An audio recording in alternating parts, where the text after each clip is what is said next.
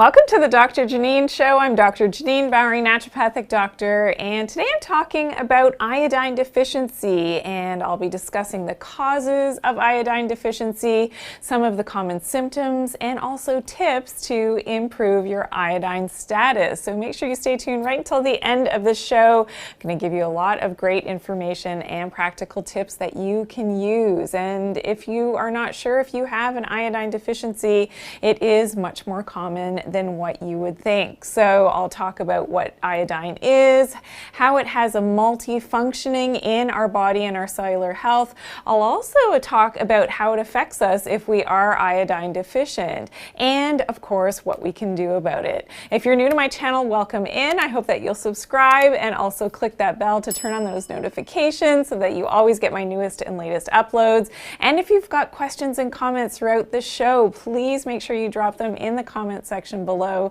so that we can answer your questions throughout the entirety of the show. Okay, so let's get into this now. Iodine deficiency. We'll talk about the causes, the symptoms, and of course the tips. So did you know that most continents that are definitely in the more inland areas can have an overt iodine deficiency? And this is very common in most European countries as well as in North America. So there's something called the goiter belt, which I'll discuss, as well as in South Asia, also Southeastern Asia, New Zealand, parts of Australia, and in developing countries in Africa especially as well. And this is something that in terms of our oceans, which provide natural iodine, so usually the coastal areas definitely will have more iodine in the soil and in the food supply, eating seafood and fish, but as we get more inland, this is where we would experience more of that deficiency, especially in the soils. Now, the goiter belt is something that was coined years ago, and this is the area of the Great Lakes. So here in North America, I happen to live in the goiter belt myself, and this is where there is a relative decrease and deficiency of the iodine in the soil. It simply is not in this area. We're too far away from the ocean, so we don't get that natural sea and salt water. So unfortunately, this is why, often low thyroid conditions, as it's related to an iodine deficiency, is very prevalent in these areas that don't have enough iodine, which I'll talk about the thyroid in just a moment. So the goiter belt, as we can see in this diagram, we can see that it extends over the top and most northern part of the United States, and of course the lower part of the Canadian and the Great Lakes area. And the reason that this is called the goiter belt is that goiter is a swelling of the thyroid gland, and we know that the thyroid is very much reliant on having enough iodine to function optimally, and this is why the goiter can develop when either there's far too much iodine, which is relatively rare, or we have a severe deficiency in that iodine, and that's why we see that goiter developing, and that's why it's called the goiter belt.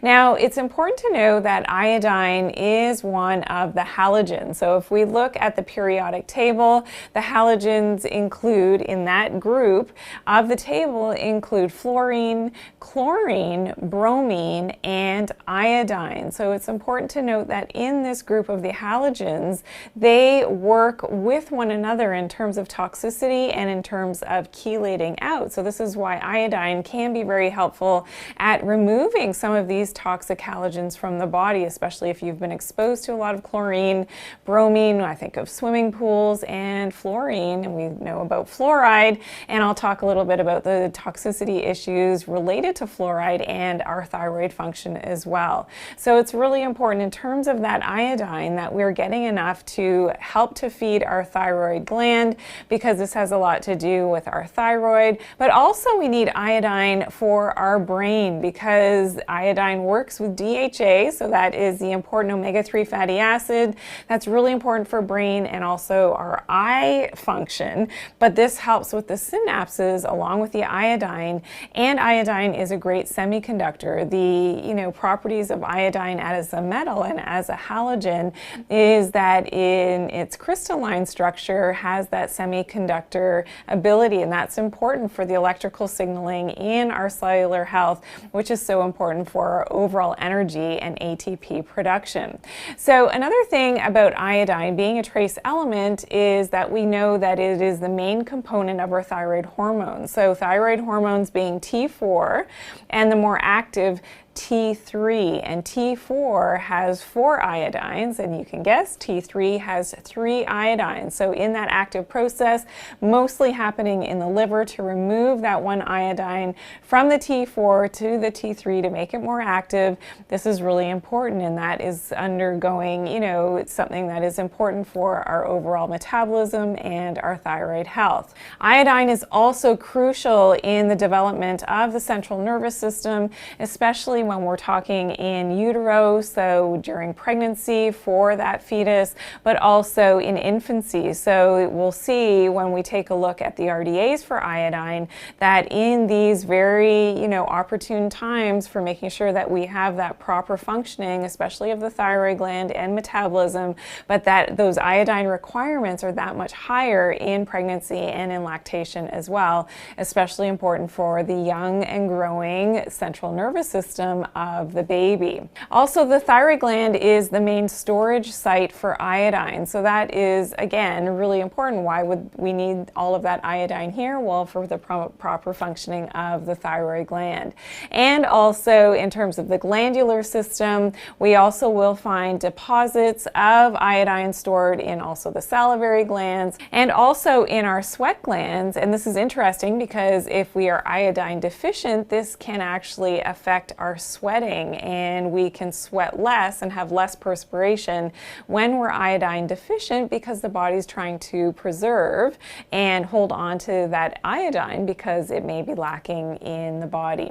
There are also high concentrations of iodine in other parts of the body like the ovaries, breast tissues, so there's a correlation with iodine deficiency and breast cancer, as well as the pancreas, our cerebral spinal fluid, which we know that is very important for our central nervous system function as well, in our skin and our stomach, also the prostate in men, and in, of course, the brain. So proper functioning of, some of these vital organs is really reliant on having enough iodine. And if we're deficient, then our organ systems won't be working as they should, and we can have some of the symptoms, which I'll talk about in just a moment. So if you're just tuning in, thank you for joining me today. I'm Dr. Janine Bowring, and I'm talking about iodine deficiency, the causes of this deficiency, some of the symptoms, and of course some tips as to how to increase your iodine in your diet. Now, what's interesting as well about iodine deficiency and some of the benefits of iodine is that because it is in the halogen group of the periodic table, it can also help to remove the things in that table in that halogen group, and these are the toxic halides. So fluoride is one, also bromide or bromine, and chlorine as well, because they have a very similar chemical structure to the iodine. And the iodine can competitively inhibit what's going on with these toxic bromine and chlorine and fluoride. So really important in terms of being able to chelate out some of these toxic halogens from the body is to make sure that we are having enough iodine in our daily diet. So iodine is also known to be able to chelate the heavy metal toxins that we may be getting in our diet or from our beauty products. So things commonly known as mercury, which we know is a toxic heavy metal, lead, aluminum. So iodine is really integral in being able to chelate or, protect our body from these toxic heavy metals as well. So that's important to know. The other great aspect of iodine is that it is a natural antibacterial. It helps with fungal infections, and it can be antiviral as well. So there's been some look at certain viral infections and an iodine deficiency and what those correlations actually are in terms of our overall immunity and staying on top of being immune, of course, to viral infections, which is top of mind for so many people. So now I'll share the RDAs, the recommended daily allowances for iodine. So from birth to 6 months, so in young babies, the allowance is recommended at 110 10 micrograms per day. So again, micrograms, so just small amounts, but enough to ensure that the thyroid metabolism is running. In a 7 to 12-month-year-old baby, 130 micrograms. So we can see a little bit of an increment and an increase in the requirement in that age group. Also, from 1 to 8 years now in children, 90 micrograms is the recommended amount.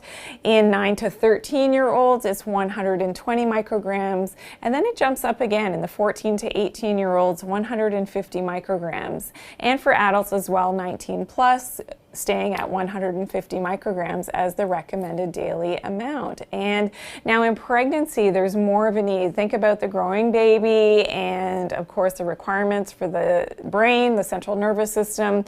So in pregnancy, the RDA is 220 micrograms. Even in lactation, it jumps even higher at 290 micrograms. So really, really important for that brain function, but of course for the metabolism and thyroid function as well in both the mom, but also in the baby as well. So when we talk about some of now the symptoms of iodine deficiency, you'll see some correlations with low thyroid function, which is something that I've discussed in my thyroid videos. So if you missed those, and if you have either hyper or hypo, so a low functioning thyroid, make sure you check out my other videos on that.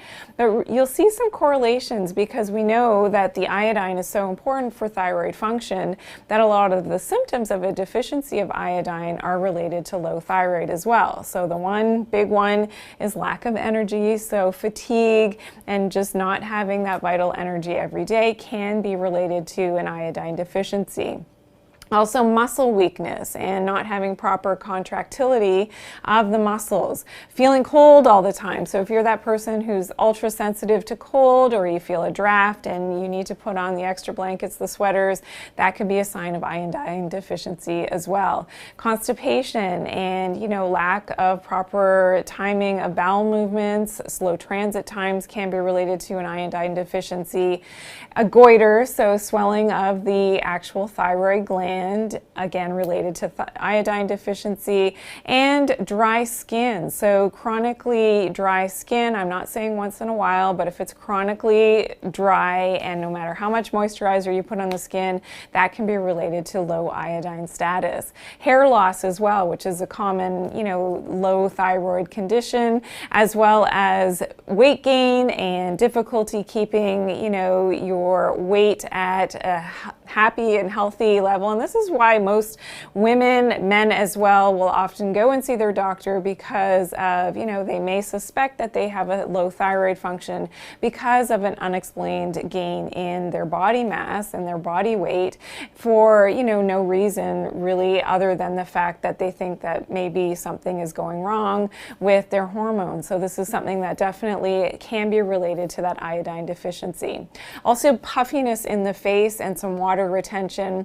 And as I had mentioned previous, because of the way that iodine works in the body, in the fact that the sweating changes, so a lack of perspiration. So when you are, not sweating as much when you think that you should be, you get a little bit overheated or you're exercising and you don't, perspire well, that can be because of an iodine deficiency because your body's actually trying to hold on to that iodine, because we know that iodine is definitely released, as we know, in our sweat. The salt and the iodine can come out in our sweat if you've experienced that before. Now, some more symptoms of iodine deficiency include high cholesterol levels, again, commonly found with low thyroid function.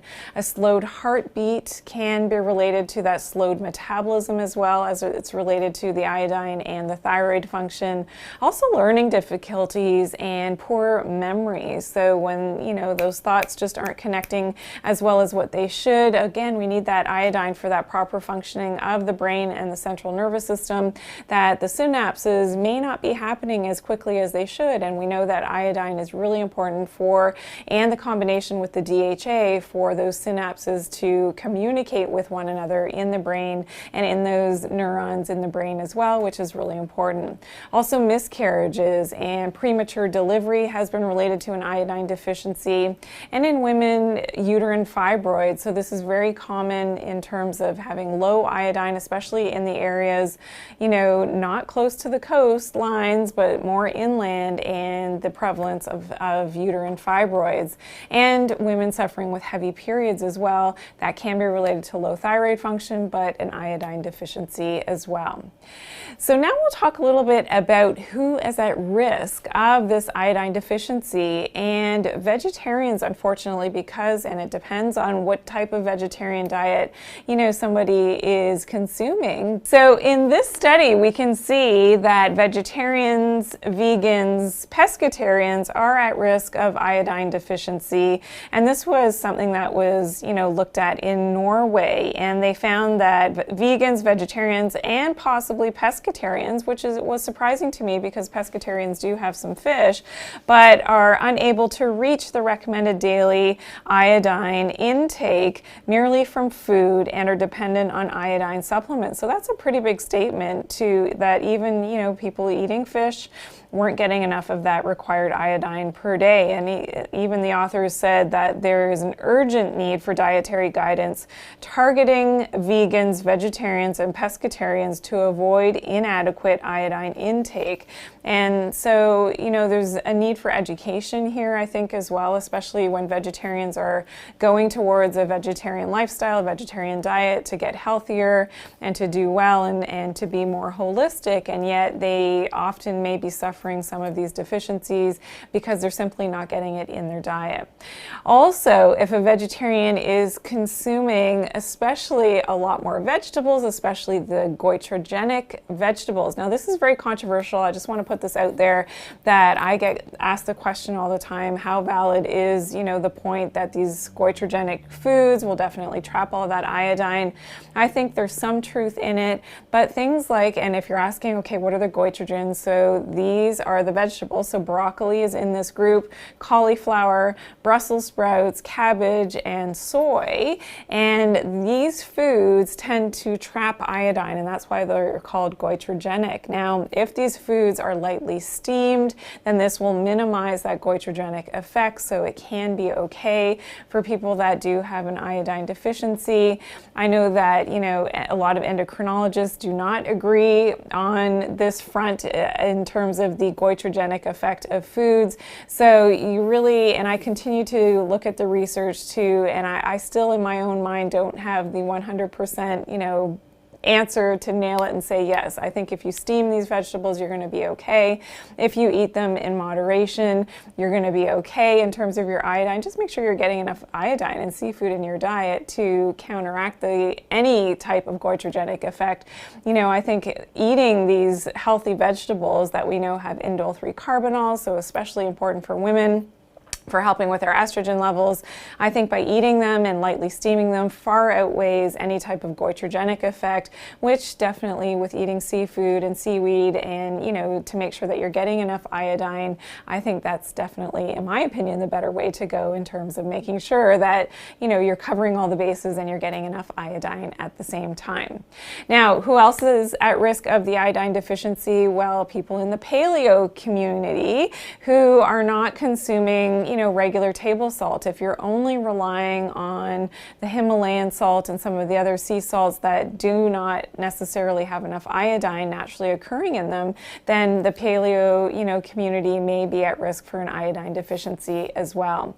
And those people who have high blood pressure, so your doctor has told you to not consume salt anymore, you're definitely at risk as well for an iodine deficiency, because if you're not eating any salt and maybe you don't have seafood in the diet for other reasons, you don't like it or you just don't consume it, or you're concerned about toxicity issues, and that's a whole other show that I could talk about that, then you may be running the risk of iodine deficiency as well. Also, smokers can be at risk of iodine deficiency because they have a decreased absorption of the iodine because of one of the components in cigarettes that will actually block the absorption of iodine. Also, if you you are using fluoride. So if you're ingesting fluoride, whether it is in your fluoridated water, depending on where you live in the world, they do dump fluoride into the water, and again, that could be a whole other show. Maybe we will do a show on fluoride and the toxicity effects, but definitely this isn't new information for a lot of people that fluoride is toxic. And if you're using fluoride toothpaste, that can be another exposure of something, and the fluoride will trap and actually compete for the absorption of your iodine, so that is an issue as well. And also if you get fluoride treatments, so if you or your children, I never allowed the kids to have the fluoride treatments at the dentist, even though they said, don't worry, it's not absorbed, it's just on their teeth and then it gets flushed out. I had issues with that personally. Again, my own personal opinion for my own children, that that wasn't always the thing that I wanted to do. So fluoride definitely will compromise, and if you have that, so one of the safest things to do and the quickest changes you can make today is check your toothpaste. If it does have fluoride in it, you can go for a more natural fluoride free, which I am happy to see now. I've just realized in the last 6 months or so, there's so many, and the big toothpaste companies are actually coming out with fluoride-free toothpaste, which is fantastic. So make sure that you check that out as well. That's a change that you can make today. Now also, for people that are consuming the fancy salt, so not just your regular iodized table salt, which of course they've added some iodine back in, which is probably great for our iodine levels, but if you're consuming Himalayan salt and the sea salt, it may not have, as I said earlier, enough of the actual naturally occurring iodine in the salt, so you could be running the risk of that iodine deficiency. So if you're just tuning in, thank you for joining me today. I'm Dr. Janine, and I'm talking about iodine deficiency, some of the causes, the symptoms, and I will be getting to the tips as to how you can make sure that you don't have an iodine deficiency, and more importantly, that you're not compromising your overall health, especially your thyroid health and your metabolism, by having this deficiency in iodine. So how do we test for an iodine deficiency? So one of the things is to have a urine test, and this is something that's very simple, and it's one of the fastest tests to engage in, and you can get the results very quickly, but it doesn't have the same accuracy as some of the other tests. A blood test is more accurate, and this takes a little bit more time to get the results back as compared to a urine test, but it also will give some good information as to iodine status. Now there's something that I used to do with my patients which was fantastic, and this was a patch test, and you can really get your results within usually 24 hours or sooner, depending on your iodine status. And what I would do is paint a small patch of iodine, so the liquid iodine, and paint a small patch on the skin, and that should, over the course of 24 hours, change color and fade away. Now if it fades much more quickly than the 24 hours, and it's not perceivable on the skin after a short amount of time, that is often an indication of an iodine deficiency, because the body is absorbing that much more quickly, and because the body needs that extra iodine. So it's a relatively quick, it's an inexpensive test. It's something that and my patients used to love to do. They'd be like, oh my God, that was so cool, it disappeared within a few hours. And I said, yeah, now we know that iodine deficiency is definitely something that we have to take a look at. It's not always the most accurate test, but it does give some information as to iodine status. So that is something that definitely you could experiment with, and it's something that maybe I'll share in a future post. We can do it, live, and I will show you exactly how that works. And there's also something called an iodine loading test, and this measures the amount of iodine that's excreted in the urine over a 24-hour period. It's very accurate, very reliable, but a little bit, more intense in terms of time needed to do this. And I'm not sure that most, doctors are checking in this way. So that was how we test for iodine deficiency. Often, if you've got a lot of the symptoms of an iodine deficiency, you simply know from what I've shared today that you're not getting enough in terms of, your salt intake. And now I'll talk about some of the food sources of iodine. So if you're not ingesting any of these foods, you may and quite quite likely have an iodine deficiency. So it's something that you can definitely take a look at and start to incorporate some of these great food sources of iodine into your daily diet.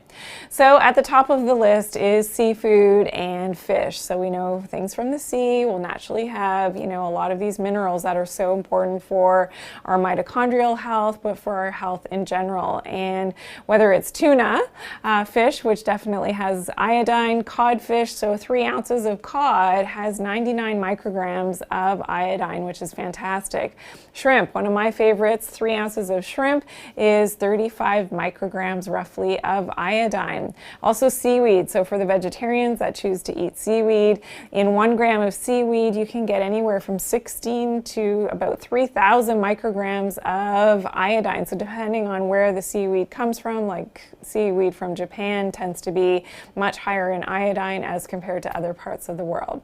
Also, dairy products do have some iodine, and 1 cup of milk, for instance, will have 56 micrograms of iodine, as well as iodized salt. So the most, obvious way to get our iodine is through iodized salt, where they've added the iodine back into the salt, and 1/4 teaspoon has 71 micrograms of iodine. And now in another study, it's controversial as to whether you can actually get enough of the iodine in naturally occurring sources. So they said in this study that, again, the high consumption of processed food with a high content of uniodized salt, alternative diets, or limited salt intake can still lead to an iodine deficiency. So, and they also went on to say it appears that there is no diet which would fully cover the iodine requirements, and iodine food supplementation is still required. And this brings me to the fact of supplementation, that if you can't get enough in your diet, sometimes looking, especially when we're talking about thyroid health, which is something that I educate people a lot about, and supporting the thyroid gland and giving it the cofactors that it needs, then often you're going to find a natural source of, that iodine, usually from a kelp, which will definitely be able to make sure that you are giving that whole food source of the iodine to the thyroid to allow it to grow. So I promise we'll put some links in the description below so that you can, do a little bit more research on a product such as that. Most of the supplements on the market, though, if it's not the whole food kelp, which is the type that I prefer, are either a potassium iodide or a sodium iodide. And you have to be very careful with supplementation, especially when it's not in the whole food source, because you can take too much, and too much can actually lead to goiter as well, can lead to an offsetting and an imbalance with your thyroid function. You can get hyperthyroid, you can actually get more hypothyroid if you're taking the wrong amount of iodine. So you really have to do your due diligence here. Work with someone who knows what they're doing in terms of iodine, and getting it in the right amounts is very important. So now, what do we do about this? So with iodine deficiency, here are my 9 tips to improve your iodine levels. So tip number 1 is to eat seafood. So incorporating seafood into the diet is something that if you're not vegetarian, you choose to eat seafood sources. So things like shrimp are great, mussels are fantastic, as well as oysters are great. Different types of fish will all contain natural sources of iodine, and they also have the complex of the zinc, the DHA, and the other cofactors and co-nutrients, which are so important for your mitochondrial health, but for your thyroid health as well. Tip number 2, of course, is to get natural sunlight exposure. So we know that this is so important for, again, our mitochondrial health and making sure that we are as healthy as possible. We are like big solar panels that run around, and we need to have that natural sunlight exposure. Close to a beach is the best way to get it, because not only do you get the benefit of being near the seawater, but also, hopefully eating the local food around the sea, so that you're getting, all of that natural iodine in the food and that combination with the sun. I mean, don't tell me if you're like me, you go on a beach vacation and you eat like the locals, you feel fantastic, and your health is just that much improved in that environment. Tip number 3 is to limit your EMF exposure. Get away from the electromagnetic fields. And I'm talking about not the natural ones. I'm talking about the Wi-Fi, the cell phones, the 5G, anything that's plugged into the wall. Really important that we are limiting our exposure. The EMFs will actually deplete our iodine. Our iodine actually protects us from the EMFs to a certain degree, much like magnesium does as well, and having enough magnesium, selenium, iodine together is really important for our cellular health and to protect us from this radiation which we are inundated with on a daily basis. So do whatever you can to limit your EMF exposure. I have other videos here on YouTube all about how to do that, so make sure you check those out. Tip number 4 is to get a restful night's sleep. So during a restful night's sleep, this is when our thyroid gland is the most active. This is when our metabolism and our thyroid is revved up to actually burn fat as we're sleeping. So if you're struggling with low thyroid function, it's really important not only to up your iodine status, but to ensure that you get that restful and restorative night's sleep to ensure that your thyroid is actually working the way that it should. Tip number 5 is to eliminate fluoride from your diet. So like I spoke about previously, whether that's in toothpaste, whether that's in your drinking water, really important that you're getting that fluoride out of your system and doing whatever you can to, decrease your exposure to that fluoride, and especially for your children as well. Tip number 6 is to incorporate some kelp into your diet. So if you do have low thyroid, this is one of the things that you can supplement with. So really making sure that you're supporting the thyroid gland and getting that whole food source of the iodine is definitely the way that your body will recognize and utilize the iodine most appropriately. So looking for something that has kelp within it to support the thyroid is a great idea. Tip number 7 is to really choose what type of salts you're using in a smart way. So making sure that you're getting some type of iodine. This is why when people ask me, okay, what type of salt do you use? I use all of them. So I'll use a little bit of iodized regular table salt. That's the one that I'll use the least of, but I do have it in my home. I also have Celtic salt. I also have Himalayan salt. I also have sea salt. I've got them all. I use different mixtures depending on what I'm cooking or what recipe I'm doing, or if I'm baking something. I use a mixture of all of them just to cover the bases so that in my mind I'm getting all of that, other minerals and the trace minerals from the different types of salt as well. Tip number 8 is to make sure you're getting enough selenium in your diet. So my favorite source of selenium is Brazil nuts. So eating 2 to 3 Brazil nuts per day. I actually have some chocolate covered ones right now, which are absolutely delicious, and they are so yummy. They're in the cupboard. So yeah, that's a new find that I found the other day, which is great. And helping with our iodine levels, but also our selenium. So selenium and iodine work hand in hand with magnesium and zinc as well to ensure not only our thyroid function, which is really important, but our cellular health as well. So make sure you get enough selenium. A lot of people are deficient in selenium. This is really important for our antioxidant status and for fighting free radicals as well. So enjoy those Brazil nuts. If you can find the chocolate covered ones, then all the power to you. And tip number 9 is to do regular full body detoxification. So using herbal medicines, which are so important not only to get the heavy metal toxins out, because remember the heavy metal toxicity is very much linked to an iodine deficiency. Iodine will try to trap and chelate out some of those heavy metals to protect us. So that can run us the risk of being low in the iodine. But getting rid of those heavy metals as well as, other toxins that can be stored in our organs, it's really important to do that at least 3 or 4 times a year to really give our body and our energy system, that helping hand. And that's why, we'll share links below to a full body detox to help you, that helps to address the heavy metal toxins as well, which is a great thing to do. You'll feel great and you'll stay always, like I say, a step ahead of that toxicity. You don't want to wait for those toxins to build up in your body. You want to do everything in your power to stay healthy and keep your energy up and all your systems system's running at that optimal level. So if you are new to my show, welcome in. Thank you so much for joining me today. I want all of my followers to know that we're actually moving this show now to Tuesdays. So as of July the 6th, this show, the Dr. Janine Show, will move to Tuesdays. We will no longer be on Mondays. We have something else planned for you on Monday, so stay tuned for that. So July 6th, join me on a Tuesday for the Dr. Janine Show, and that's going to be fun with that transition. And also, if you've got questions or comments about today's show, I would love to hear from you in the comments section below, so please make sure that you drop me a line there. I would love to hear from you. Be sure to share this video as well. I truly appreciate all of your thumbs up, your likes. Thank you so much. And also, if you're new here, make sure that you're subscribed. Click that bell to turn on your notifications so that you always get my newest and latest uploads. And that happens every single day of the week. So I want you to enjoy, you know, all the content that I have, as well as the binaural beats, the relaxation music that we have put together for you. And I know that you will truly enjoy. And remember to always take good care of your health and do it naturally. Thanks for watching today.